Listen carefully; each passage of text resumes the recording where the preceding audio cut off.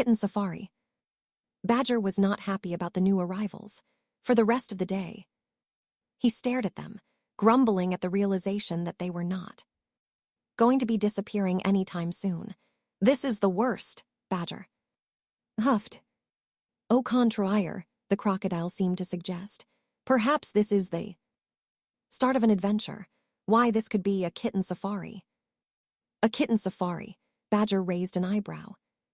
Oui, this could be très magnifique. Who knows what dangers lie ahead, or what mysteries will unfold. Badger let Monsieur Crocodile's idea sink in. A kitten safari, that could be fun. He stood up straight, fixed his whiskers, and tipped his non-existent hat at the toys to welcome them to the beginning of their tour. Plushies and gentle fluff, are you ready for a wild ride? Today I'll be taking you on a kitten safari. That's right, today you'll be observing these wild wiggle worms in their natural habitat. But don't worry, you'll be safe behind this protective glass barrier. Please keep your arms, legs, and antlers inside the vehicle at all times. And now we're off. He held his paw to his brow, gazing into the corner at the blanket nest. He leaned in and instructed his passengers to observe the kittens. Well, folks, here you can see a big cat surrounded by a bunch of really little ones who are doing some kind of odd activity. He scratched his head as he observed the bobbies suckling and kneading. What were they doing, after all? Yes, what you're observing is, well, the bobbies are digging for some kind of tummy treasure. Mon Dieu, shouted the crocodile. What curious creatures. Yes, they're very peculiar, aren't they? Badger nodded. And such a variety of colors, too. There's stripes, spots, and I must say, that one looks like a peanut butter chocolate brownie. I love peanut butter brownies, peeped the moose. Aha, and it looks like Mia the big cat likes them too. Why, she's licking that brownie swirl kitten all over. Everyone watches this enormous cat licks the little one's face and back. And you, Badger gasped and hid behind the stuffed bear in horror. Is Mia licking that baby's butt? All the stuffed animals seemed to giggle as Badger stuck out his tongue in disgust. Why would she do that? Ick, he rolled on the incubator floor, laughing with them until he had tears in his eyes. Mia did such weird things. Eventually, he caught his breath and said, Nature is wild, you guys. As Badger got back into character, he saw that the kittens were writhing around the blanket nest, clumsily scooting and squirming without direction. Soon, a little gray one had wiggled too far from the others and was calling out in thunderous cries, louder than a fire alarm. Here we have a wandering screamer.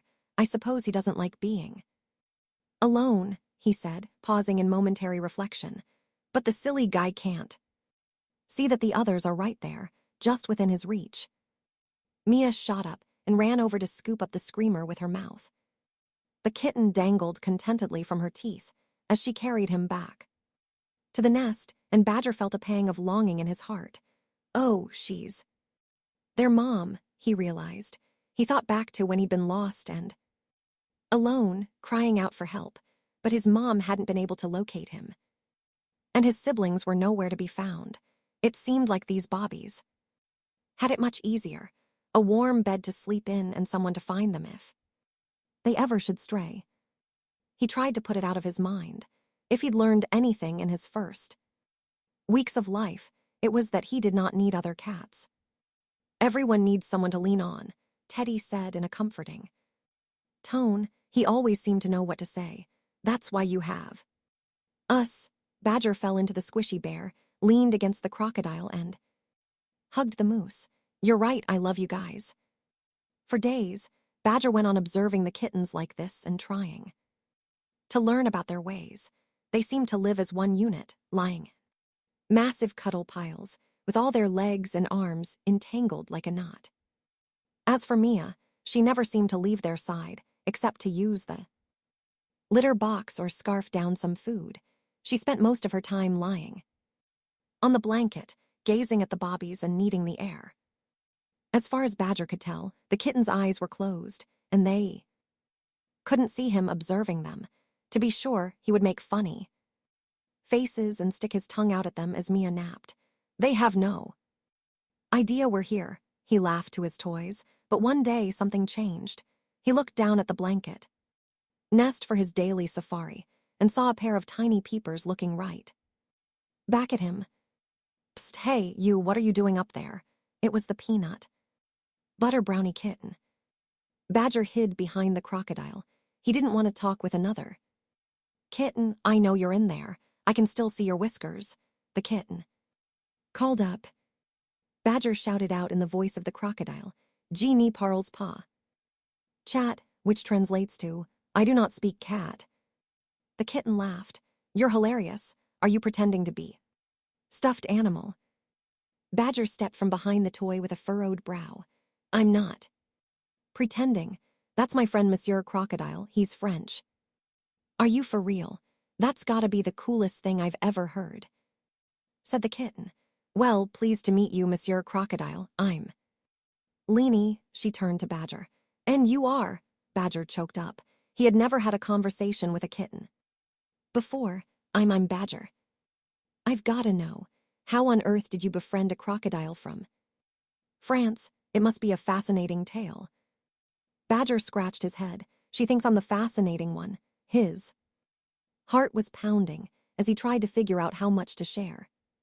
Should he tell her all about the winter storm and how he nearly froze solid? Should he tell her about the chill in his bones and the way his stuffed animals saved him? No, it was all too much, and she was a stranger she could never understand. He looked at the crocodile and said, we go way back. It's a long story. And what about that weird box? What are you doing in there? Badger was confused. He'd spent so much time looking out from the window that he had never considered what his life looked like from the outside in. To Badger, the incubator was his home, and everything else was unknown. To Lenny, the incubator was a mystery. This is my clubhouse. It's where I live. Do you ever get lonely in there? Badger shook his head from side to side. I have 3 wonderful friends, and I ought to be getting back to them now. So long. He slid down low between the teddy bear and the moose, a safe And what about space that for weird box? What are you doing in him there? to hide This is my away. clubhouse.